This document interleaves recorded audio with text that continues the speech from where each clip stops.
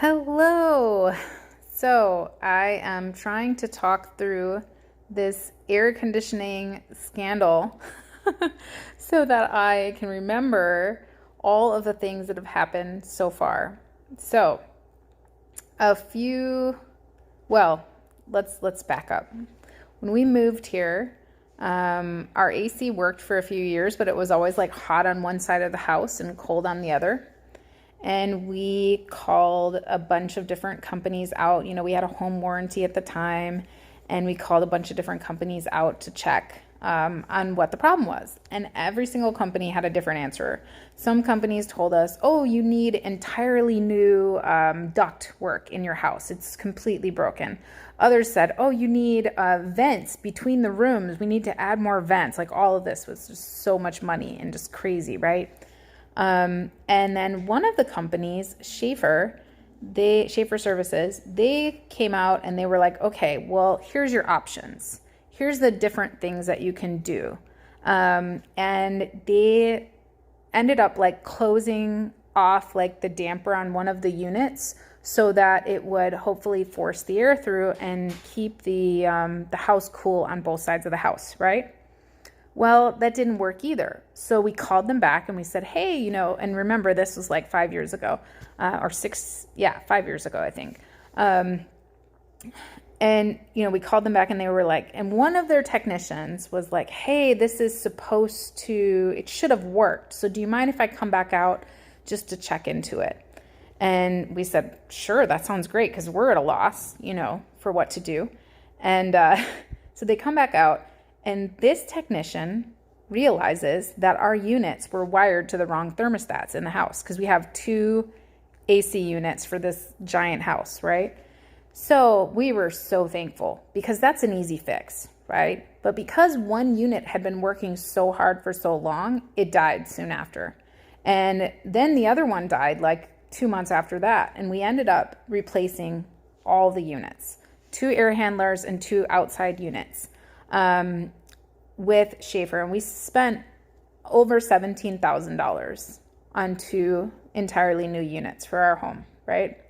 But we trusted them because we had been through so much, you know, with all these different people coming out and giving us this like 20, you know, we need to fix your ductwork, we need to tear the whole house down, start over kind of thing. So, and they were the only ones that were able to figure out that they were just wired to the wrong thermostats, right? So anyway, a couple of years ago, we put in 2 entirely new units, 2 entirely new air handlers. And since then, we've had nothing but problems. So we signed up for their like monthly thing where they'll come out twice a year and they check to make sure everything's working. Well, every time they would come out, there was problems. And more and more and more money every time. We've replaced the thermostats in the house. Like they put brand new thermostats in when they put in a couple of the 2 new units. We've replaced those multiple times. In fact, they don't even match anymore, because the technicians, every time they come out, they're like, well, this isn't working and this isn't working and this isn't working.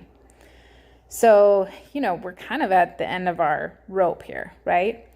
And recently, our air wasn't working. Again, whenever the temperature changes, we always have issues with these units, and like the heat won't come on or the air won't come on. And recently, the air wasn't working on one of our units. So in my office and in Rashid and I's bedroom, it's been really, really hot. And so, you know, of course, we call our company and they come out and we're wondering, you know, what's the problem? And it's a young kid. And he's like, yeah, I can't really figure out outside what the issue is. So let me go up in the attic and check the air handler. And so he goes up and he checks the air handler, right? And he comes back down. And the first thing he says to us is, well, I hate to be the bearer of bad news. Okay, wait, let me back up. Before he goes upstairs, he comes inside. He doesn't know the history of our house or our units or anything, because he comes inside and he goes, yeah, I can't exactly find the issue out there. You know, have you guys had issues with this before? And we're like, have you not checked our, you know, we've been with you guys forever. Like, have you not checked our stuff? Like the history on the house, right? Because we've done nothing but spend money with these things. which has not been like that in all the other places we've lived. In hot places, we've never had this kind of issues with our air conditioning. So anyway, he goes, okay, well, I'm going to go check the air handler up in the attic, right? And so we're like, okay, sounds good, whatever, right? He comes back inside and he says, he starts with, I hate to be the bearer of bad news, but this is going to cost you a lot of money. Not like, found the problem, all that. This is going to cost you a lot of money. Okay. And our friend Baptiste is staying with us right now. And he worked as a chef for 20 years. And he worked with refrigerant and refrigerators and all that kind of stuff. And so he's used to having to fix cooling units. They're basically like the same thing as AC units. You never know what hidden talents your friends have, right? So he starts wondering what's going on. The kid that just checked the upstairs unit says it's going to cost us about $1,200. The part's under warranty, right? But the labor is expensive and you have no refrigerant, so that's going to cost money too. And we're going to have to replace this coil on your air handler. And so we start asking him questions like, okay, well, which coil is it? What's the part number? What's the exact problem? How do you know there's a leak? And we're just asking him these questions, and Baptiste asked him to see photos on his phone. Like, hey, can you show us photos of the problem, right? And the kid is like, yeah, I think I have some. And he pulls up his phone and there's literally like hundreds of photos, but none of them are like of our unit or what, so he's like, I'll email it to you with the invoice. He was kind of evasive, everything that we asked, and he tried to get out of there quickly, right? So Baptiste is like, there's something not right about this. Let's wait for the email. So we get the email. Later that night, we get the email, and the email is an invoice for $1,280, something like that. And he attaches a picture of the sticker on the electrical panel on the unit. Not the broken coil, not the leak, not anything that we asked for, no proof of anything. He doesn't even put his name on the invoice, just a picture of the sticker on the electrical panel. And so we email the guy and we're like, hey, whatever your name is, can we see pictures of this problem, right? They don't respond. Don't respond at all. So I call them and I ask to speak to a supervisor. And and they're trying to basically push me off. They're like, oh yeah, he's in a meeting. And I'm like, no, wait. Before this happened, Baptiste and my husband, Rashid, they looked through our history because we've had nothing but problems, right? And Baptiste wanted to check the contracts, right? So we looked through the history and we find that in December of 2019, that same part was completely replaced. The same part on the same unit. So why, just a few months later, is this like a thing? They just replaced these evaporator coils? That's their thing to do, right? So that's when I start being very, very concerned. And that's how the next morning I call this company and I'm like, look, I need to speak to the manager or whoever's in charge of your AC and technicians, because they do plumbing, all kinds of stuff. They're like a major service-based business, right? So I get this manager, Chris, on the phone, and I explain what happened. And I explain, that this guy was evasive. I explained that he didn't show us any photos. I explained that this part was just replaced a year ago. I explained that he didn't even have history on the house. And when I said that he didn't have history on the house, this manager goes, well, ma'am, I'm sorry, but we just switched our systems over and now the technicians they're not actually able to view the history. And I'm like, are you kidding me? They're not able to view the history? Like, that's concerning as a customer. He's like, well, I'm just letting you know. And I'm like, well, I'm just letting you know that I'm concerned as a customer that you guys can't check the history on my home before coming into it and checking up on things, right? So anyway, I was like, but that's your business problem, not mine. Let's move back to the issue at hand, right? Trying to get him to stop trying to distract.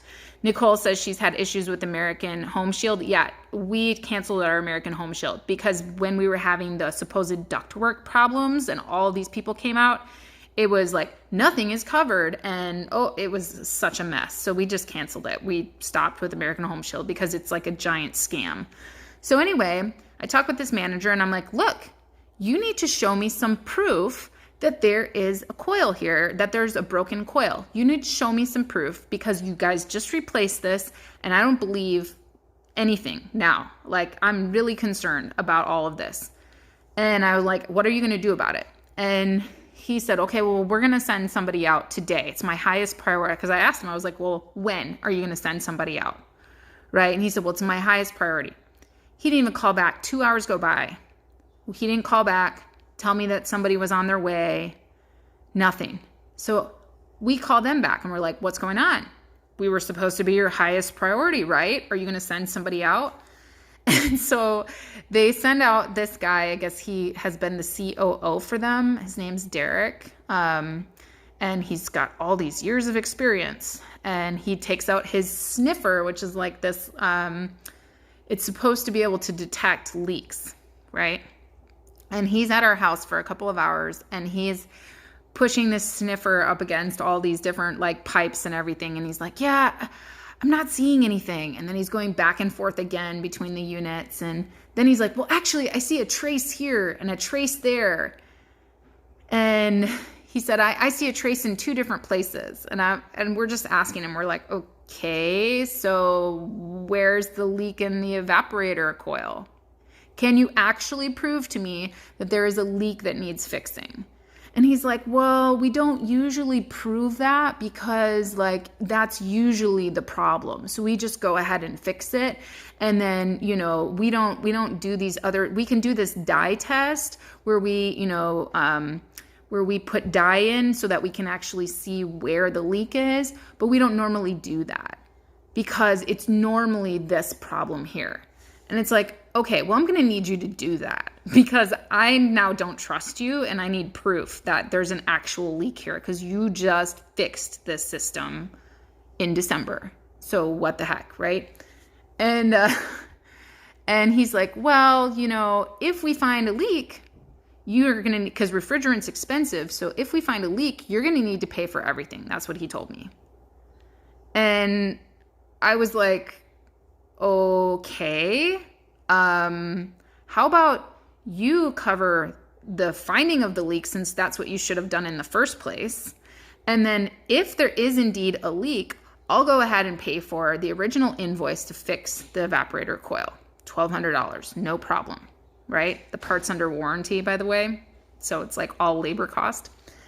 Anyway, so he's here for a couple of hours and my contractor, Jim, comes over. Jim has been working on ACs for 25 years. He is AC certified. He pulled out his little card to show it to me.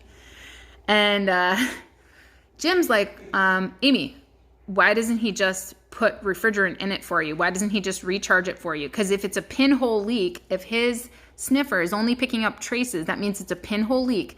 And they could literally fill it with refrigerant today and you could be good for 2 years before ever needing any other refrigerant. And I was like, well, I don't know. Let's go ask him why he doesn't just recharge it right now.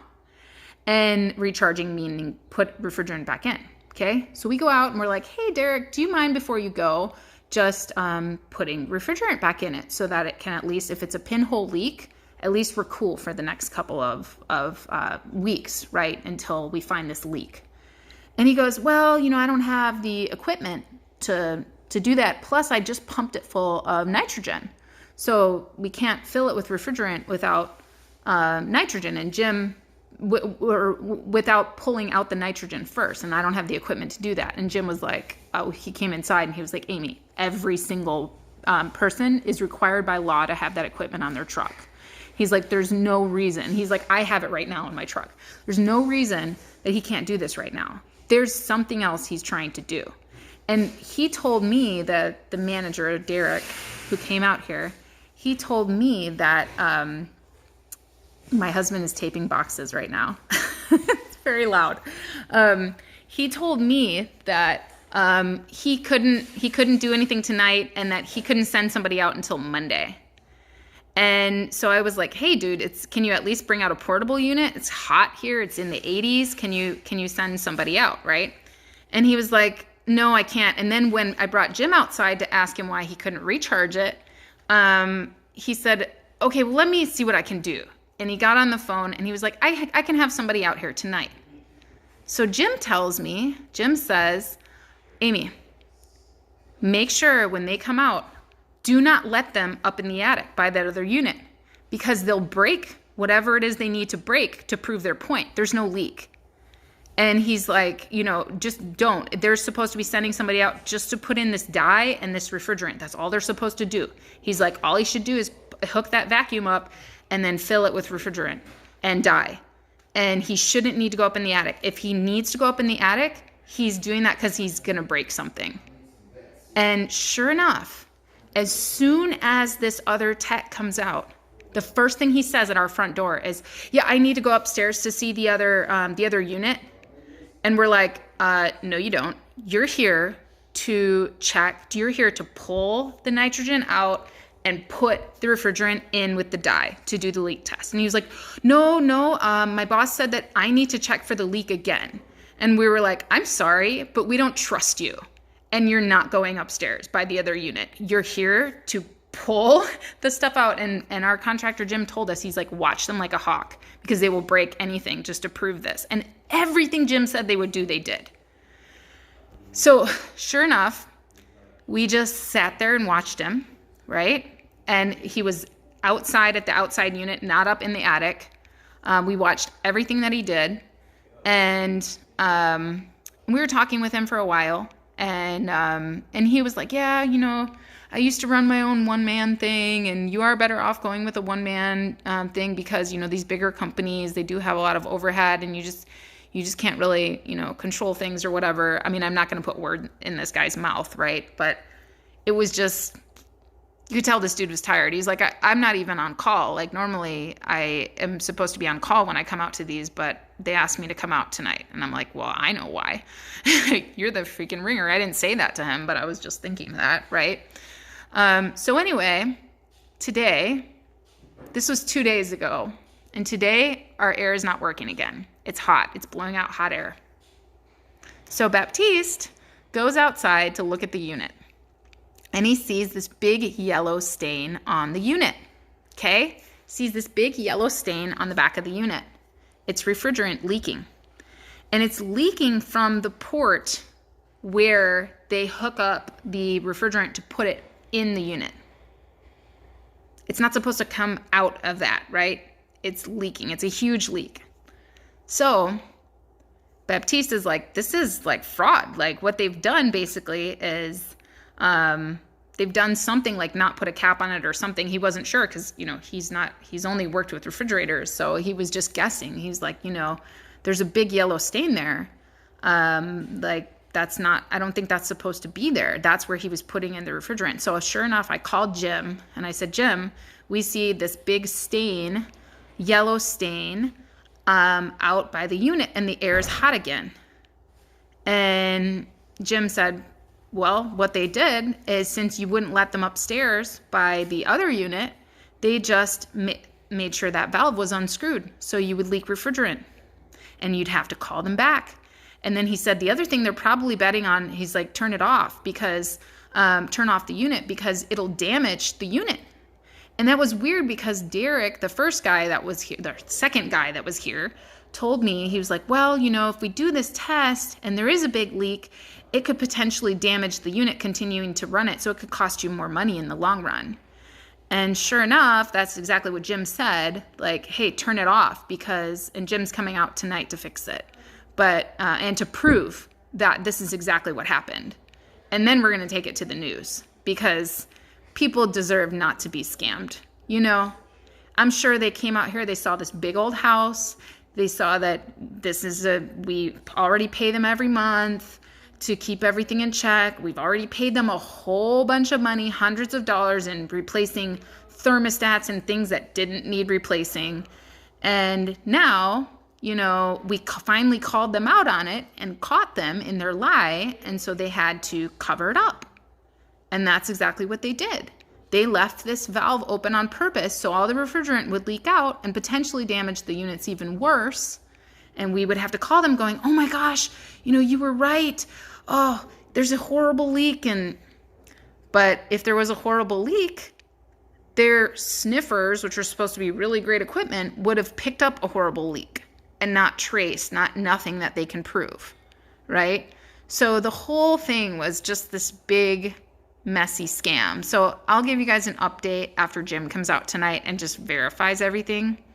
But it could have been far worse if we would have let them upstairs in our attic. They could have broke something, just like Jim said, right?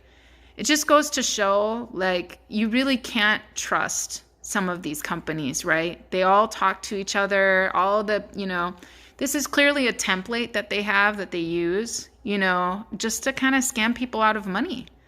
And it's so sad, you know, but if you have, Ashley says people are jerks. Oh, Nicole, similar issues, so frustrating. Oh my gosh. Yeah. You guys, I'm just saying, like, if you have a contractor that does kind of everything else and they're, you know, they're certified in AC, if you know, like, a handyman who's good at this stuff, and you're just wondering if you've had a company where you're like, man, this thing seems like a lemon, right? I'm having nothing but problems. Like, take the time to have somebody else, like, get a second opinion. Unfortunately, with these AC companies, no matter how many opinions you get, they're probably all on the same page, right? But try to find somebody that, you know, will give you an honest opinion, like a contractor, somebody that fixes houses and can actually look and see what's going on, because we probably just needed refrigerant. And here we were, you know, being taken on this long path, right? So, okay, thank you, Gretchen. We haven't tried Best AC, but we're just going to use our contractor to fix everything and install stuff. But yeah, Brandon, you're right. They are. It's so sad. But, you know, if we speak out, if we warn each other, if we help each other learn these things, then, you know, it can, I believe that the truth does come out and companies are held accountable. It's funny because I mentioned to this manager, Derek, I said, you know, I'm very well connected in the San Antonio business community. And I just want to give you the opportunity to do the right thing. And he came back at me and was like, we're very well respected. We've been here for 135 years. Like, basically, like, okay, dude, okay. You know, like, he basically said, well, I'm ready to, like, walk away, you know, and let you get somebody else to handle this. That's what he told me. Yeah, because you can't prove a leak, man. And you just basically got caught, right? And so it's so sad. So anyway, I'm doing this live because I just want to recap everything that happened. Be happening, if you said if there's a leak in the system, you shouldn't even be able to pull this. Right, well, I'll do show you, right? See where this is 0? Yeah. Okay, see those little red numbers back there? Uh-huh. Okay, it's going to get to like the second to the last one, and it'll stop. That's where it should stop and hold at. Down here. Yeah. Okay. So right now it's pulling out all the air and all the... It's going down. Yeah. So you said that the valves were loose, so if that was the case, then they did it right there. So we'll see if it goes past 0, and then it holds. All you have to do is after it gets down to a certain number below 0, I'll close the gauges, and if it stays right there, then there's no leak. So he sat out there for like 10 minutes and he said his numbers weren't moving at all. And we're sitting here for less than 55 seconds and it's almost at 0 already. Oh my God. So what the heck did he have it hooked up to if his numbers were all over the place? Yeah, the valve loose. So he loosened the valve on purpose so that the air, everything would go out, the freon will go out the other. But everything goes in. Like these things are airtight right now. Right. They're screwed on there and there's no air getting in. So he did it to where the air could get in. Almost at 0 in less than a minute and 30 seconds. And this guy stood out here for He 10 was put there minutes. for a while, Yeah, at least 10 minutes, like Yeah. 15 minutes while he talked to us and said that his numbers were all over the place.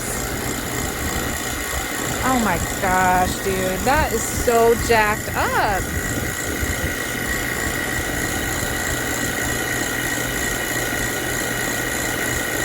We're already in the rig. So there's no leak. Well, listen. Okay, We'll know about, 'cause you're we'll know gonna- about 10 minutes. We'll know. So you're gonna completely drain it out, Right. which he said he couldn't do. Right. And Then I'm going to lock the gauges up to where it holds that number. Okay. I'm going to turn the vacuum pump off. And as long as the gauges stay where they are, then there's no leak. okay, got We're it. already leaked. We're already done. Yeah, he sat out here for like 10-15 minutes and said, I can't pull it. The numbers are going all over the Plus, if you place. do this and open this up a little bit, Yeah. it sucks in air right there. Okay. So it's very easy to make it appear That you're losing that you're. vacuum.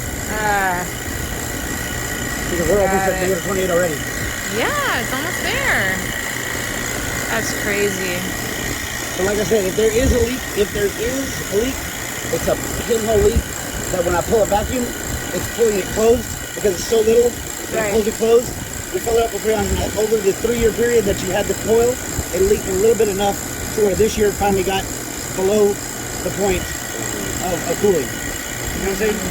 Right. So, like I said, if you don't have to fill it more than once a year, then it's covered under it's grandfathered in, so you don't have to get it fixed because the pinhole is so little that it's It'll almost last impossible to you a find. couple of years. It's almost impossible to find. Yeah. Oh my gosh, it's almost done already. Wow. Yeah, we're at negative 28 already, so you let it run for about another 5 minutes. I'm gonna close the gauges and we'll see exactly what happens. Yep. We'll know. Yeah. I mean, so if he had been telling the truth out here, then it wouldn't If there's a leak, he was showing his numbers and they were all over the place. He was like, see, I can't get it to zero. if there was a bigger leak as they said it was, that's what the yesterday said it was, it wouldn't have got there. Never would have got there. Because right now it'd be sucking air in through there, so it would never, the moisture would never go below zero. Well, I think he really wanted to go check the leak, Right. and that's why he was trying Right. to. And Because he that's why kept saying that He to needed to us. go up there and check. I need to go check the leak. My Because boss he wanted said to, he wanted to pinch it up there. Or take a torch to it and loosen the solder joint. Yeah, we're almost at negative 30.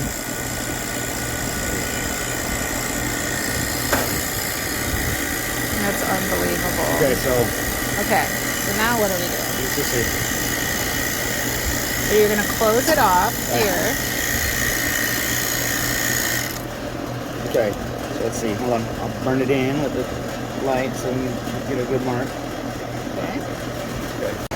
All right, so it's been off for like 10 minutes and zero movement. So there is no leak in our system. So basically, we just need refrigerant. That's it.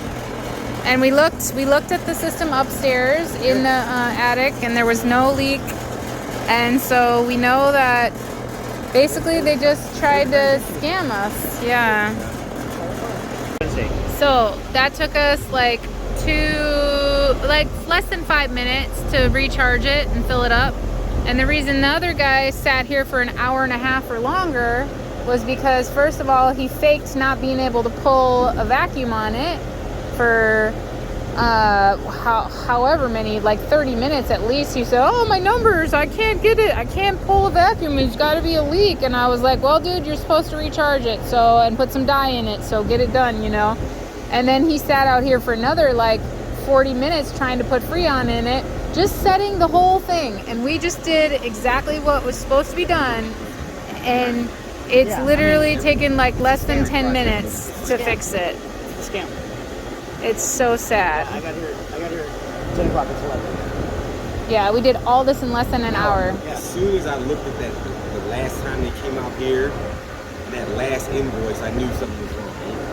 And then I was like, it's the same thing they're trying to charge us for. And Yeah. that's the awesome tool to fix the leak. The $1 billion tool. Let me see. The $1 billion tool to fix the leak. There it is. The traitor valve. All we had to do was put in a new one. How much does that cost? Traitor valve? Yeah. I think they're like a whole 65 cents a piece. 65 cents. Okay. All right. Well, I think that's the high end ones. the high end ones are 65 cents. So that was the fix. That's a good